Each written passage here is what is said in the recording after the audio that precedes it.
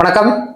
நான் நிரோசன் பள்ளியில இருந்து இந்த தானியங்கள்ல ஸ்டார்ச் என்று சொல்றது, அதாவது ஆன்டி நியூட்ரல் ஃபேக்ட், அந்த மைனஸ் அயன்கள் எந்த தானியமா இருந்தாலும், நீங்க அரிசியா இருந்த என்ன, கோதுமையா இருந்த என்ன, சிறுதானியங்களா இருந்த என்ன, காம்பு தினசாமை வர குறைக்கன்றுங்க, இப்படி தானியங்களா இருந்த என்ன, எந்த தானியமா இருந்தாலும் மைனஸ் அயன்கள் என்ற சொல்லப்படுற இந்த ஆன்டி நியூட்ரல் ஃபேக்ட் இருக்குது.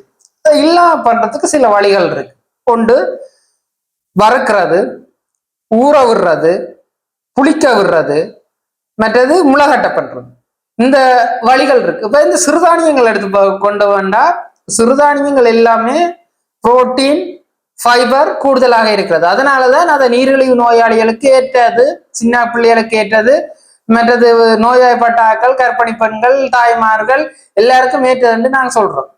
இப்ப இந்த இதுல இந்த சிறுதானியங்கள் என்று சொல்லப்படுற கம்பு தினசாம குறைக்கன்றுங்க என்று சொல்லப்படுற இந்த 7 தானியங்கள்லையும் எவ்விய முளைகட்ட பண்ணலாம்டா இந்த 3 தானியங்கள், அதாவது குரக்கன், இருங்கு, கம்பு, இந்த 3 தானியங்களையும் நீங்க முளைகட்ட பண்ணி சமைச்சு சாப்பிடலாம். அதாவது ஸ்ப்ரவுட்னு சொல்றது, முளைகட்ட பண்ணி நீங்க இதை வச்சு சமைச்சு சாப்பிடலாம். இல்லாட்டி மாவாக்கலாம், அல்லது தோசை மாதிரி செய்யலாம், முளைகட்ட பண்ணி தோசையாக்கியும் செய்யலாம்.